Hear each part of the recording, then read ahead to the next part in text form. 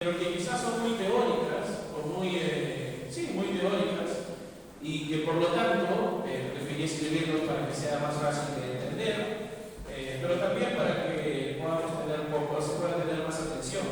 Que si bien son teóricas, terminan siempre redundando, por cierto, en una reflexión en el Señor, porque es lo que debería llevarnos siempre la palabra. Entonces, voy a empezar. Habíamos leído el versículo 2, y a manera de introducción, por cierto, es esta parte.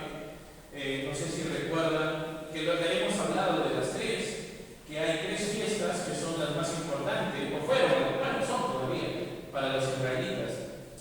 ¿Se acuerdan? Hemos hablado de todas ellas, por cierto. Algunas son conocidas. La fiesta de los tabernáculos, ¿cierto, hermano? Que lo hablamos exactamente hace un par de semanas. ¿Otra más? ¿Cómo? Esa es la Pascua. Imagino, sí, que es la Pascua, ¿no? De los panes sin levadura, que por cierto es parte, bueno, a partir de eso el Señor instituye la cena del Señor. Y hay otra más, que lo hemos leído hace unos minutos. ¿Cómo? Pentecostés, que lo acabamos de leer en 2.1. Estos tres, por cierto, Pentecostés se usa mucho para hablar o para mencionar sobre el Espíritu Santo, porque es cierto, el Espíritu Santo, como para creyentes, para la iglesia, como lo vamos a leer, vino en Pentecostés, pero de hecho era una fiesta antigua, una de las tres fiestas más importantes de los israelitas. Y quería eso justamente escribirlo aquí para que lo podamos tener claro la diferencia o las similitudes con ellas. No hablamos de tres fiestas y voy a poner en orden cronológico. Y una es la Pascua, que la Pascua representaba, ¿quién recuerda? ¿Qué se recordaba en la Pascua? ¿Cómo, hermano?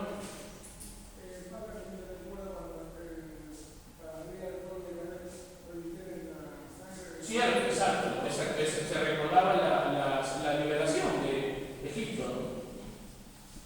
Liberación de Israel de Egipto, ¿cierto?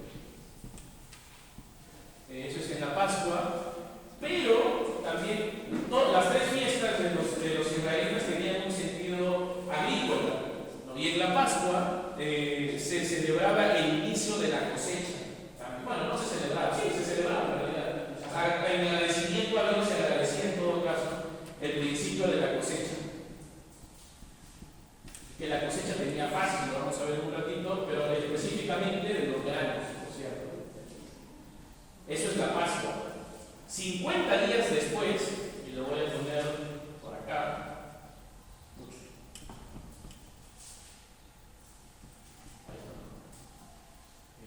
50 días después se daba Pentecostés. Estamos justamente hablando de Pentecostés. 50 días después de la Pascua, 50 días después, Pentecostés, que se celebraba el final, vamos a ver qué se entiende, el final de la cosecha, el principio de la, no sé, de la cosecha, perdón. El principio de la cosecha de granos. En Pentecostés, el final de la cosecha, los granos, por cierto. Pero a su vez, esto representaba el inicio de la cosecha de todos los frutos. O sea, era el final de los granos, pero era el inicio porque ahí seguían los frutos de uvas y demás que ellos cosechaban en medio de su año agrícola. Entonces, si bien era el final de la cosecha de los granos, terminaba siendo la celebración una especie de declarar inaugurada la época de la cosecha de todos los frutos, habiendo terminado de cosechar los granos. ¿Y por qué es importante? Vamos a ponerle acá la inauguración de la cosecha. No creo que es así. ¿Estoy mal? Ya. Porque acá, y porque habiendo ya cosechado los granos, hacían unos panes, que lo llamaban la primicia y lo presentaban. Entonces era el pan de la primicia, de los granos que han cosechado, y con eso declaraban como que declaramos inaugurado la época de la cosecha, porque de ahí empezaban a cosechar más cosas, por cierto. Esto fue el inicio de Pentecostés, y por eso menciono Pentecostés, porque está en el 2.1, pero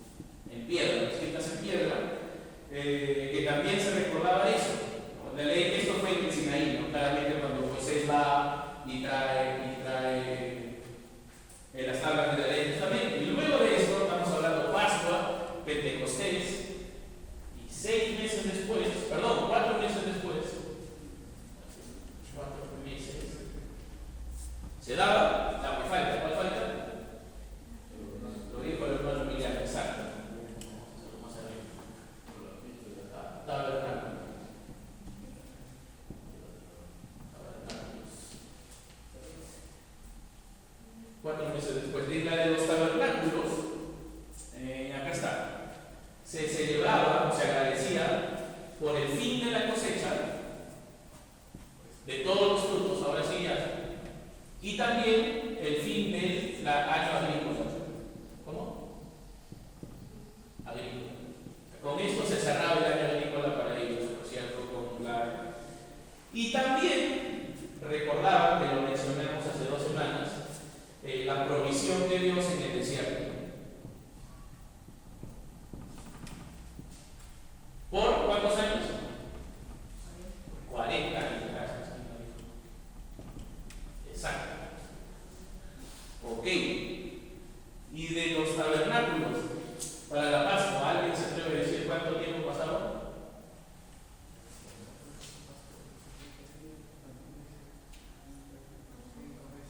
Cálculos. Tendría que sumar todo un año, así que estamos hablando de 6 meses. Acá es aproximadamente 2 meses. O sea, se pueden 2 meses, 4, 6, y acá 6, un año. Y así giraba el año. Estas eran las fiestas más importantes, aunque tenían muchas otras fiestas que celebraban algunas cosas menores, pero estas eran las 3 más importantes del pueblo de Israel. Las más top, si se debería decir.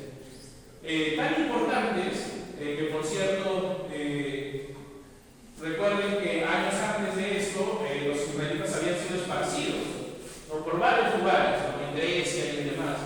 Todos los que habían sido esparcidos viajaban a Israel para pasar esas fiestas como pueblo. Y también recordemos que había otros que no habían nacido en Israel, pero que se habían convertido al judaísmo, habiéndose circuncidado y habiéndose, bueno, se convertían al judaísmo, pero vivían en otras partes del mundo, en realidad conocido en ese tiempo. También venían porque era parte de la enseñanza de la ordenanza, venir a Jerusalén y pasar estas fiestas juntos como pueblo. Entonces estamos hablando de estas 3 fiestas. Por cierto, muy parecido, pero en la sierra también se celebran fiestas por el tema de la agricultura, ¿no? Cuando se cosecha o cuando se siembra, incluso también. Bueno, acá está, y en parte de agradecimientos también. ¿Por qué es importante? Ahora sí, hablando de Pentecostés, que es lo que nos atañe hoy, que es esta parte de Pentecostés. En Pentecostés, recordemos que en la Pascua habla de la liberación de Egipto y también se comían hierbas amargas, no se comía la carne con hierbas amargas y los panes sin levadura, ¿verdad? Como hablando del sufrimiento, porque es un simbolismo en realidad, lo voy a poner por acá, de la muerte de Jesús, ¿no? De la muerte y resurrección, perdón, de Jesús. Y resurrección de Jesús. Disculpen el pastor. Pero la Pascua es un simbolismo de la muerte y resurrección de Jesús. Y 50 días después, y casualmente lo que vamos a hablar hoy día, que es aproximadamente después de la muerte de Jesús, hablamos de Pentecostés, que hablando de las primicias y demás, se habla de la cosecha, que tiene que ver con la venida del Espíritu Santo, por cierto, y de poder tener poder para justamente eso, hacer la gran comisión, que era la cosecha del Evangelio de Jesús, ¿no? Habiendo Jesús muerto y resucitado, a partir de la venida del Espíritu Santo iniciaba la cosecha del Evangelio como tal. Entonces, dentro de estas fiestas también hay un simbolismo de todo eso, y también se dice que la de los tabernáculos podría tener el simbolismo de la eternidad con el Señor, porque hablamos de la provisión de Dios en el desierto por 40 años, o sea que su presencia es para siempre. Entonces, hablamos de la muerte y resurrección de Jesús, de la venida del Espíritu Santo para la cosecha del Evangelio y de la eternidad en la presencia de nuestro Señor. Entonces, estas fiestas las instituyó el mismo Dios, ¿no? A través de sus profetas, y que de hecho están en Levítico y lo podemos profundizar después, creo que Levítico 22 es bueno, acá. Pero quería que tengan claro esto, e incluso ya hablando de Pentecostés, que por ahí lo pueden ver, a manera de adelantarnos, porque más adelante se menciona, ¿no? Como lo llaman spoiler. El evangelio, así como en Pentecostés se celebraba la entrega de la ley en piedra, en ese tiempo recordaba, ahora en Hechos va a marcar un hito que va a representar la escritura del evangelio en los corazones de las personas, o sea, hablando ya por fuera. Incluso hay un simbolismo más que no es casualidad, evidentemente, pero cuando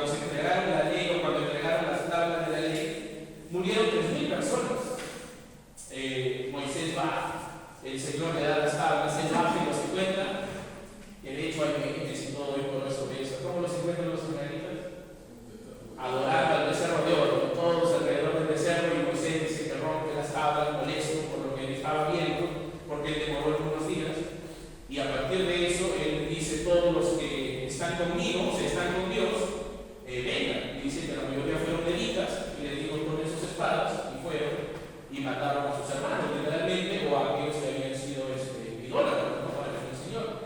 Y la Biblia explícitamente dice que murieron 3,000 personas. Y en Pentecostés, en este Pentecostés de Hechos, en la venida del Espíritu Santo, la Biblia también dice que fueron salvos 3,000 personas.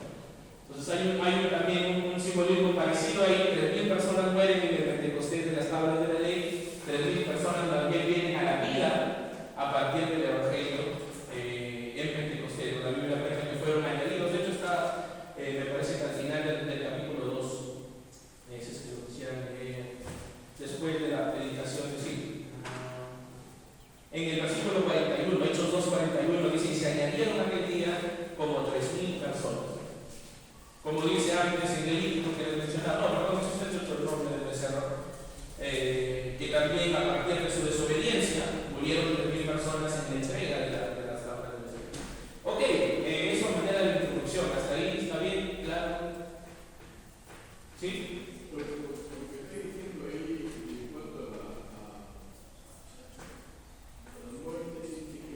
Y resurrección de Jesús. Claro, se refiere la última cena lo hizo Cristo con sus apóstoles, ¿cierto? Sí. Fue crucificado. Y bueno, sí. Sí, Sí, pero hablaba del simbolismo no por ese momento, sino porque se recordaba la liberación de Israel de Egipto. En nuestro caso, a través de Jesús, la liberación de la gente del pecado. ¿A través de qué? De la muerte de Jesús. De la muerte y muerte y resurrección. Porque si solo hubiera muerte y no hubiera resucitado, no tendría ningún sentido el evangelio. Pero gracias a su muerte y resurrección, sabemos que esto es real y que podemos confiar en él para la vida eterna. Hasta ahí, esto es lo que, para que tener un poquito de contexto de lo que significa Pentecostés, porque Hechos 2:1 dice: cuando llegó el día de Pentecostés. ¿Qué pasó cuando llegó el día de Pentecostés? Entendiendo ya que Pentecostés era una fiesta que venían celebrando por muchos años, no es exclusivo del Espíritu Santo, a pesar de que ahora ya se habla de eso, porque sin lugar a dudas eso marcó un antes y un después del Pentecostés conocido, ¿no? A pesar de que los israelitas lo continúan celebrando como tal, como lo acabamos de describir aquí. Menciona en el versículo 1 del capítulo 2: cuando llegó el día de Pentecostés, estaban todos unánimes y juntos. Esta primera parte lo puse como subtítulo: unánimes congregados. ¿Por qué? Porque habíamos hablado y hemos leído mucho a manera de introducción Hechos 1:14. Alguien que lo tenga, por favor, me puede dar lectura. Hechos 1:14. Todos estos perseveraban unánimes en oración, y luego con las mujeres y con María, la madre de Jesús, y con sus hermanos. Gracias, hermana. Aquí también menciona la palabra unánime, si lo hemos leído por muchas semanas a manera de introducción a este versículo. Ahora ya llevamos leyendo 2 semanas el versículo 2:1. No, perdón, esta es la primera semana que leemos como introducción 2:1, y ambas mencionan la palabra unánime, si no se han dado cuenta. Pero a pesar de que ambos versículos mencionan en español la palabra unánime, en el original no es la misma palabra. No es la misma palabra. Incluso este 2:1 es bastante diferente, bueno, no bastante, pero opuesto, no sé si opuesto, pero sí diferente a lo que es unánimes en el versículo 1:14, porque habíamos hablado en el 1:14 que unánimes era una misma mente, un mismo sentir, un mismo corazón, una misma pasión, un mismo deseo. ¿Cuál era? La oración en rendición al don del Espíritu Santo. Eso hablamos de unánimes.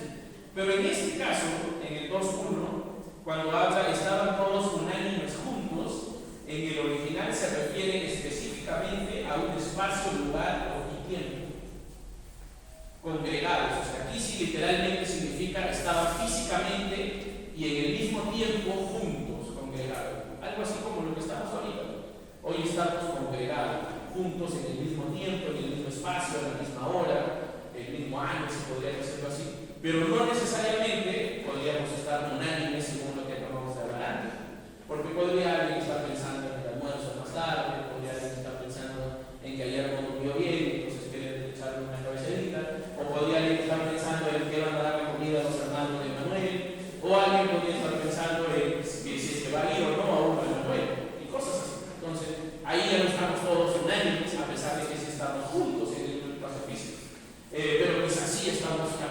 además de estar juntos en el mismo espacio, el tiempo y lugar, también estamos juntos de mente, ¿no? Atentos a lo que el Señor tiene en ellos para enseñarnos. Entonces, por eso quería plantear las diferencias entre una palabra y la otra, en el 1.14 y en el 2.1, porque de hecho podríamos entender a partir de ver esta diferencia que lo uno lleva a lo otro. Que lo uno lleva a lo otro, y que de hecho el deseo de congregarnos y de estar juntos tiene sentido a partir de estar todos rindiéndonos al Espíritu Santo. Muchas iglesias tratan de hacer esto al revés, ¿no? Nos juntamos lo más posible, si se puede unir más que lo pueden ver sábado y domingo, para que así tengamos todos una misma mente y una misma rendición al Espíritu Santo. Pero de hecho la Biblia nos muestra que más bien es al contrario, y es las personas o la iglesia rindiéndose en una misma mente y en oración al Espíritu Santo que va a producir en nosotros el deseo y el anhelo y la pasión de congregarnos, de estar juntos, de escuchar la palabra del Señor, de crecer en esa palabra del Señor. Amén, ¿se entiende? Entonces deberíamos darnos cuenta de ello y a partir de eso rendirnos o buscar cada uno personalmente, rendirnos a la presencia del Espíritu Santo para que busquemos tener una mente y a partir de eso esta congregación, esta reunión de personas pueda ser de verdad, como la Biblia llama, iglesia, cuerpo de Cristo, cuerpo de Cristo. Entonces una cosa lleva a la otra y por eso yo decía congregados unánimes. Congregados físicamente, sí, pero también con una misma mente, un mismo espíritu, un mismo deseo. ¿Cuál? El de perseverar en la rendición al Espíritu Santo. Porque estábamos hablando que, si bien el libro se llama Hechos de los Apóstoles, en realidad es Hechos del Espíritu Santo a través de los apóstoles, porque es lo que podemos ver en todos los versículos del libro como tal. Ahora, en una siguiente parte, vamos a ver que a partir de eso, de esta realidad que acabamos de mencionar, la rendición al Espíritu Santo y de estar juntos en un espacio y tiempo, podemos ver la manifestación de nuestro Señor. Porque dice en el versículo 2, cuando llegó el día de Pentecostés, estaban todos unánimes juntos, en un mismo espacio y tiempo, y de repente vino del cielo un estruendo como de un viento recio que soplaba, el cual llenó toda la casa donde estaban sentados. Esta situación está pasando, o es la primera manifestación de Dios para con su iglesia desde la ascensión de Jesús. 10 días después. Asciende Jesús, 10 días después está pasando eso. Y es la primera manifestación visible para ellos de la presencia o de Dios para con ellos, porque antes habíamos visto Jesús, que ellos se quedaron mirándolo y los ángeles le dijeron Jesús así como lo ven al venir. Y luego estuvieron perseverando en la oración, perseverando en estar unánimes, perseverando en estar congregados juntos. Y 10 días después, una semana y media después, pasa esto. ¿Qué pasó? Se escuchó un estruendo. Y con estruendo, incluso acá dice, ¿no? Como de viento. Es importante entender el cómo, porque no dice un estruendo de viento. Que sería el que teníamos, como un ventarrón, y movió todo. No, dice un estruendo como de viento, que se tiene parecido a lo que es un estruendo de viento, pero no fue un estruendo de viento. Pero sí se puede entender, según lo que dice aquí como estruendo, que fue un sonido violento. Un sonido violento. No sé si se han levantado ese pero sí, en la madrugada. Y en la madrugada cualquier sonido se escucha como si fuera. Es más, si te levantas al baño y jalas, pareciera que está viniéndose todo el edificio a través del baño. En el día no se escucha tanto así, ¿no? En el día ni se escucha ni se siente, pero en la madrugada, de 3, 4 de la mañana, ¿sí? Un silencio completo. Tú cualquier o la típica, que uno no quiere hacer bulla, no quiere saber. ¡Claro! Te chocaste con la silla, como si hubiera caído una bomba atómica en ese lugar. No, y peor aún, ese día tu mamá te dijo, déjame dormir, ¿no? O tu esposa o tu hijo te dijo, hoy día sí quiero dormir largo. Un sonido violento. Bueno, aquí no habla de ese tipo de sonido, habla de un sonido mucho más fuerte, pero es un sonido, dice ahí, violento, ¿no? Como de viento recio, incluso dice después, como si fuera un huracán. Y yo no he escuchado un huracán, quizá en Estados Unidos hay huracanes, acá no hay, eso ya he escuchado. ¿Cómo suena? Sí, ruido fuerte, vientos, las hojas se mueven. se ve. Entonces, acá lo habla sino como un estruendo que es un sonido violento. O sea, no sé cómo describirlo porque la misma palabra ya lo dice mucho, ¿no? Un sonido violento que probablemente les asustó, porque dice que estaba volando. Entonces, de la nada, ¡pum!, se escuchó probablemente como un temblor, o sea, algo así, un huracán, porque dice viento recio, y llenó toda la casa donde estábamos. Y es importante eso de toda la casa porque habíamos visto versículos antes, se dice en el versículo 13, 1:13, en Hechos 1:13, dice: y entrados subieron al aposento alto donde moraban, y empieza a nombrar los 11 apóstoles. ¿Por qué es importante? Les decía, porque la casa donde solían habitar era una casa de varios pisos. Y se entiende cuando habla de un aposento alto que era la parte más alta de la casa, que solía ser el tercer piso, que solía ser un ambiente para reuniones como esto. En el segundo piso solían tener espacios donde eran más privados para oración personal, y en el primer piso tenían todas sus necesidades, ¿no? O sea, cocina, lugares para dormir y demás. Entonces era algo así, ¿no? Una casa de 3 niveles, donde el nivel más alto era un lugar de reunión. Había como una terraza, se pueden llamar así. Y acá dice que este estruendo fuerte hizo que toda la casa se sienta, o sea, todos los niveles de la casa escucharon el sonido como un viento recio. Hace poco estaba en Cajabamba y de verdad se escuchaban, bueno, a lo lejos, ¿no? Se escuchaba como si cayeran latas así. Y yo de hecho pensé que eran las caraminas de las casas que se estaban levantando, de repente por el viento, porque estaba lloviendo fuerte. Y ahí me dijeron: no, es en realidad los truenos que se escuchan a lo lejos en los cerros, que se escuchaban muy fuerte. De verdad, yo en mi cabeza lo único que relacionaba era una lata chacando contra el edificio, pero no era eso, era trueno. Y esto probablemente fue mucho más fuerte que eso, un estruendo como de viento recio muy fuerte, la manifestación de Dios, en este caso del Espíritu Santo, haciéndose presente en ese lugar. ¿Y qué pasó? En el versículo 3 dice: a partir de este este sonido violento del viento recio, dice el versículo 3, Hechos 2:3, y se les aparecieron lenguas repartidas como de fuego. Nuevamente aquí la palabra como, por cierto, que es importante tener en cuenta porque en el original también está, denota comparación, similitud, pero no que sea eso. ¿Por qué dice acá se les aparecieron? En realidad pudieron ver lenguas repartidas, distribuidas como de fuego, que tenían la forma de fuego. No sé si han visto en el fuego, tienen una base de fuego, una misma base donde están las llamas, pero luego hacia arriba van saliendo como llamas, ¿verdad? Que son separadas. O sea, cada llama tiene una forma, incluso podríamos, si te tomamos una foto, le podrías dibujar una circunferencia. Entonces, cuando habla aquí de lenguas distribuidas, tiene que ver con eso, con la lengua de fuego, como si fuera de fuego, pero no era fuego.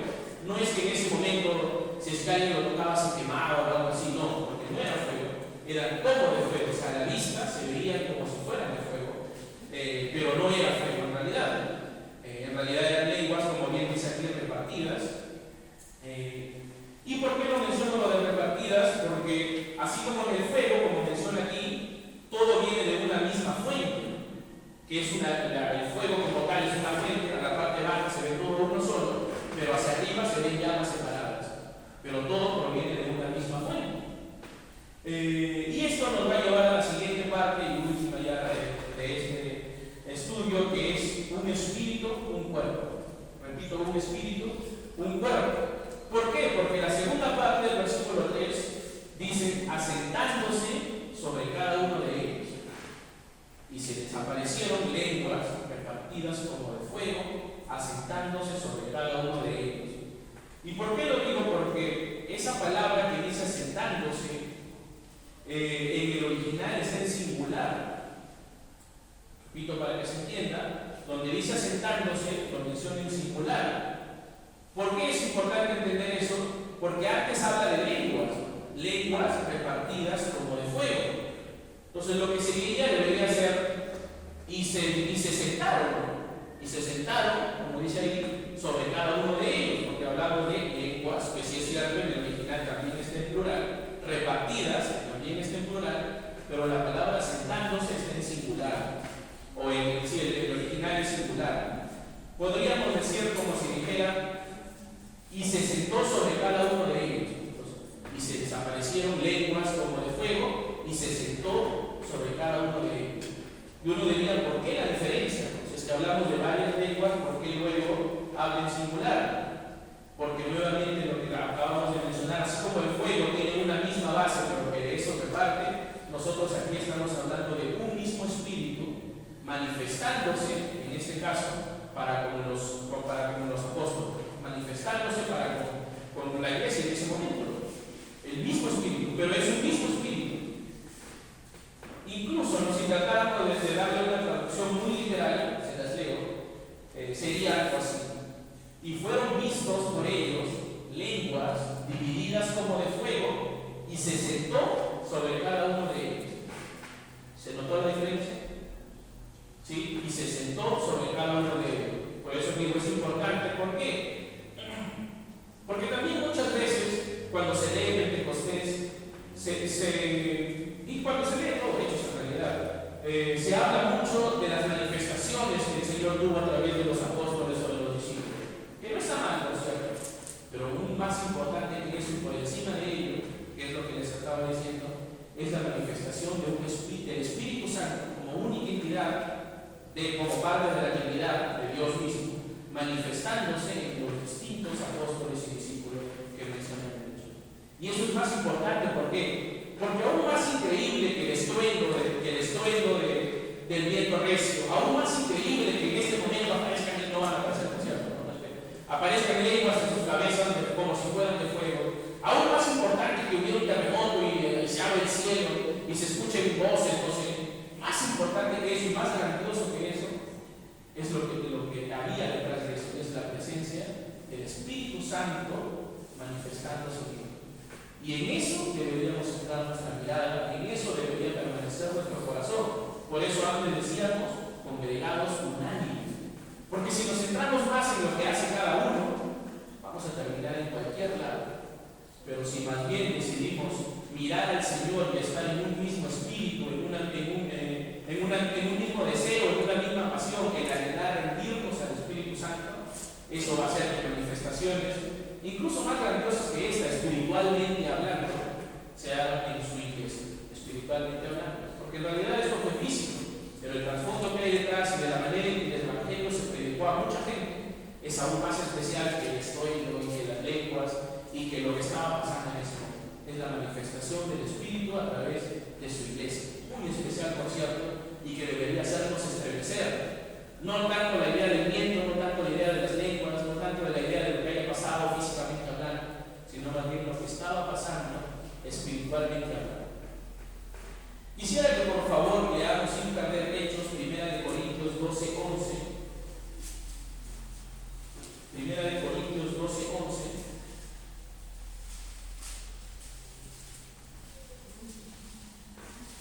Primera de Corintios 12:11, y se los voy a leer.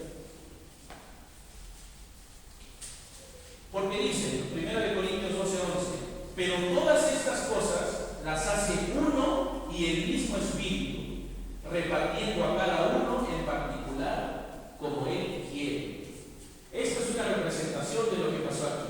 Todo esto lo hace un mismo Espíritu, el Espíritu Santo, repartiendo a cada uno como Él quiere, o como el Espíritu Santo dispone. Y eso es lo que dice aquí, y se les aparecieron lenguas repartidas como de fuego, asentándose sobre cada uno de ellos. Y en el versículo 4 continúa diciendo, y este es el último versículo ya que vamos a leer en Hechos, volvemos, perdón, sin perder Corintios, porque vamos a volver ahorita, en Hechos 2:4. Hechos 2:4 dice, después que pasaron esto de las lenguas que se desaparecieron repartidas como de fuego, asentándose sobre cada uno de ellos, el Espíritu Santo mismo, dice el 4, y fueron todos llenos del Espíritu Santo. Hasta ahí nada más, y fueron todos llenos del Espíritu Santo. Y les dije que volvamos a Corintios, pero ahora vamos a leer el versículo 13. Corintios 12:13. Primera de Corintios 12:13. Y dice acá en Pablo a los Corintios, porque por un solo Espíritu fuimos todos bautizados en un cuerpo, sean sean judíos o griegos, sean esclavos o libres, y a todos se nos dio de beber de un mismo espíritu. Entonces sabemos que en este momento, y fueron todos llenos del Espíritu Santo, es el cumplimiento de la promesa que Jesús había venido repitiendo desde antes de morir hasta incluso después de su muerte. Y que de hecho, volviendo ya a Hechos, ya no necesitamos volver a Corintios. En Hechos 1:8 dice el mismo Jesús: pero recibiréis poder cuando haya venido sobre vosotros el Espíritu Santo, y me seréis testigos en Jerusalén, en Judea, en Samaria y hasta lo último de la tierra. La primera parte de esta promesa, y recibiréis poder cuando haya venido sobre vosotros el Espíritu Santo, se estaba dando. Vamos a ver versículos más adelante, no hoy por cierto, como también la segunda parte de esta promesa, y me seréis testigos en Jerusalén, también se hace realidad. Pero aquí podemos ver cómo los discípulos, los discípulos como tal, fueron llenos del Espíritu Santo en su forma de paracletos, en su forma de ayudador de la iglesia, para cumplir o para tener poder para cumplir la gran comisión. Y es especial, por cierto, porque prácticamente dice que en el Espíritu Santo fuimos fundidos en un mismo cuerpo. Fundidos en un mismo cuerpo. Difícil e imposible de entender humanamente hablando. ¿Cómo? Tantas personas, tantas culturas, tantos aspectos culturales, sociales, mentalidades, maneras de pensar, personalidades, crianzas, podríamos decir incluso hasta lenguajes, en alguna forma, fundidas en un mismo cuerpo a través del Espíritu Santo. Incomprensible humanamente hablando, pero era la promesa que Jesús había dejado y que había hecho, que en Él recibiremos poder para ser un mismo cuerpo, el cuerpo de Cristo como su iglesia. Y aquí sí quisiera aclarar a manera de teórica, entre comillas, pero de mucha importancia, que ojo, muchas veces se cree que en este momento nació la iglesia, que no es así, ¿no? La iglesia nace en el momento en que Jesús selecciona a sus apóstoles. ¿Por qué? Porque de lo contrario estaríamos diciendo que lo que pasó antes de esto no fue como iglesia. Por ejemplo, la gran comisión, la cena del Señor, incluso también, ¿no?, cuando sesionan para elegir a Matías, al margen de que haya sido correcto o no, como hablamos la semana pasada, y otras enseñanzas que Jesús deja, por ejemplo la que haga Pedro cuando habla con los apóstoles, estaríamos diciendo que no lo dio como iglesia, sino que lo dio como persona, lo cual no es cierto. Entonces la iglesia del Señor inicia con Jesús mismo escogiendo a sus apóstoles. En este momento, lo único que pasó, que no es nada menor, por cierto, es lo que dice en el capítulo 1, versículo 8 de Hechos que acabamos de leer. Pero recibiréis poder cuando haya venido sobre vosotros el Espíritu Santo. La iglesia, habiendo perdido, entre comillas, habiendo perdido físicamente a Jesús a partir de haber ascendido, 10 días después recibe el poder, como menciona aquí, a través del Espíritu Santo. ¿Para qué? Para que puedan orar y tener casas y ser sanos y lograr beneficios y ser exitosos. ¿Para eso? No. ¿Poder para qué? Para hacer la gran comisión, poder para rendirnos a Él, y lo que justamente se mencionaba, la gran comisión: ir y hacer discípulos, bautizándolos en el nombre del Padre, del Hijo y del Espíritu Santo. Y yo estoy con ustedes todos los días hasta el fin del mundo, y demás, para poder entender todo lo que el Señor nos pide para poder hacer, todo lo que el Señor nos pide como iglesia a través del Espíritu Santo. Entonces es importante entenderlo, porque en la última parte del versículo 4 dice: y comenzaron a hablar en otras lenguas según el Espíritu les daba que hablasen. Ya podemos ver a partir de esto al mismo Espíritu Santo equipando a su iglesia para cumplir la gran comisión. Al mismo Espíritu Santo siendo el poder que estaban recibiendo, como habíamos leído en el versículo 8, para que sean testigos en Jerusalén. Entonces el Espíritu Santo, a partir de todo lo que hemos hablado antes, equipando a su iglesia para que su promesa de ser testigos en Jerusalén se haga real. Incluso acá habíamos dicho, con Pentecostés, venían toda la gente de, ¿a dónde? A Jerusalén. Entonces en esta situación, recuerden que al ser una fiesta tan importante, vinieron de todo el mundo, los judíos que habían sido esparcidos por todo el mundo conocido, venían y se reunían en ese momento. ¿Para qué? Para tener la fiesta de Pentecostés, nuestra celebración como judíos, y que el Señor en esa fiesta para los judíos, porque en realidad realidad quizá había uno que otro, pero no era una fiesta para extranjeros, por cierto. No era una fiesta para extranjeros. Entonces, en este momento se esparce el evangelio para los judíos, pero judíos que venían de todas partes del mundo, que habían sido esparcidos en todo el mundo, y lo vamos a ver más adelante en el versículo 2. Quisiera que nos pongamos de pie, por favor, y a manera de conclusión, ya con esto terminamos.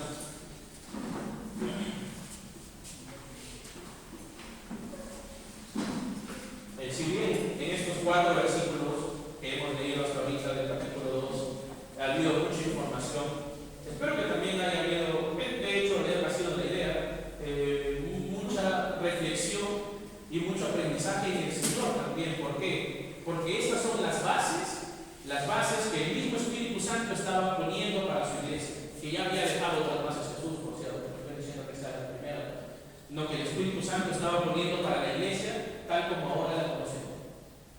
Ya no con Jesús presente, sino con el Espíritu Santo siendo el paracletos, el ayudador, la compañía, el que impulsaba la iglesia y el sentido de todo el servicio en la iglesia. Quisiera que por favor entonemos el coro 101, que de hecho se cantó justo antes de empezar esta meditación, el coro 101, y vamos a entonar solo la primera estrofa 2 veces, por favor. El coro 101.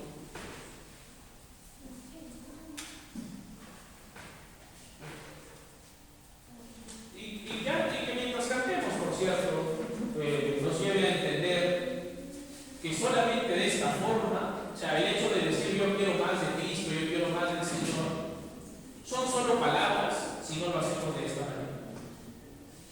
O sea, suena muy bonito, seguro. Y pregunto cuántas veces hemos cantado este coro. Simplemente es que yo quiero más, sí, pero ríndete. Es que yo quiero más. O sea, no tiene sentido querer más si no es de la manera en que el Señor nos enseña. Congregados, unánimes, con un mismo espíritu, rindiéndose al Espíritu Santo. Fuera de eso, el pedir más no tiene sentido alguno. Peor aún, el creer que estamos siendo equipados para hacer su obra porque alguien habla bien, porque alguien cuenta bien, porque alguien dirige bien, porque alguien canta bien, porque no tiene sentido si no es en eso. No tiene sentido. Porque la única forma de ver al Espíritu Santo en persona equipando a su iglesia es a partir de estar unánimes, un mismo espíritu, congregados en un mismo sitio, en un mismo lugar, una iglesia local y visible, que es lo que nos enseña la palabra. Especial, por cierto, pero que cuando entonemos esta primera estrofa podamos tener en mente esto y que nos lleve más bien a rendirnos, es que de alguna manera no lo hemos estado haciendo. Entonamos este canto. Yo quiero más y más de Cristo. Yo quiero más de su poder. Yo quiero más de su presencia.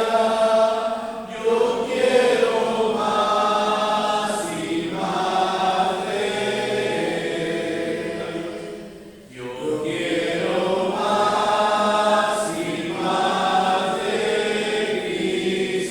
Yo quiero más de su presencia. Yo quiero más y más de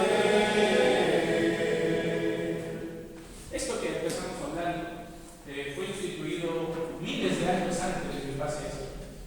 Y esto que estamos leyendo pasó hace miles de años de lo que estamos viviendo ahora. Y probablemente miles de años después alguien recuerde el inicio de la iglesia cristiana, pero no sé si es que el Señor aún va a venir. Y también diga lo mismo, no lo sé.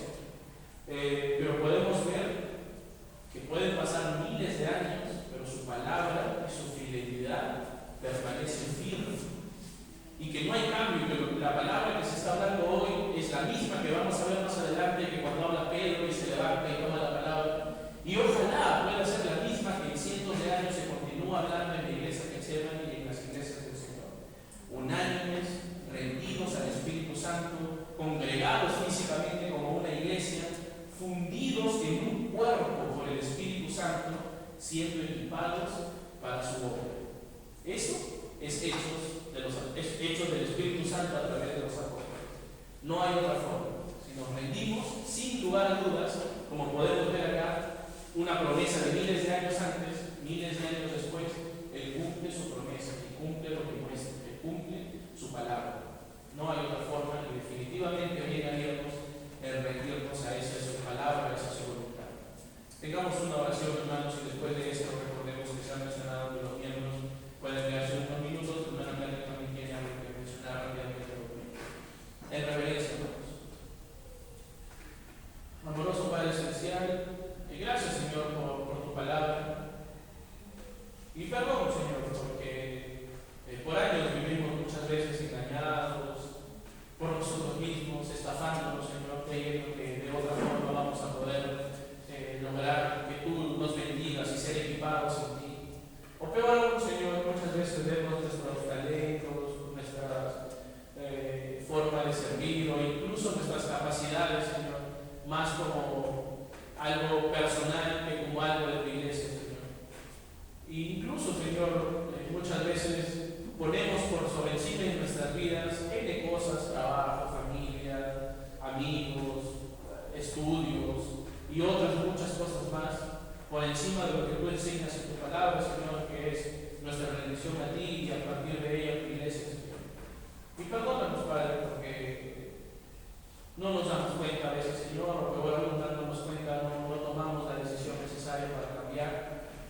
Pero gracias, Señor, porque cada domingo, cada lunes, cada día de la semana, cada día que podemos levantarnos es una oportunidad para elevar nuestra mirada a ti, pedir perdón y poder rendirnos a esta tu palabra, Señor, que se mantiene firme y fiel por los siglos de los siglos, Señor, y que podemos, de hecho, saber que van a pasar los años y es inmutable y no cambia tal como eres, Señor, y que en ello podemos encontrar una estabilidad para la necesaria en un mundo que es completamente inestable, en una sociedad que más bien nos habla de que todo cambia, de que todo se mueve, de que todo evoluciona, entre comillas, Señor.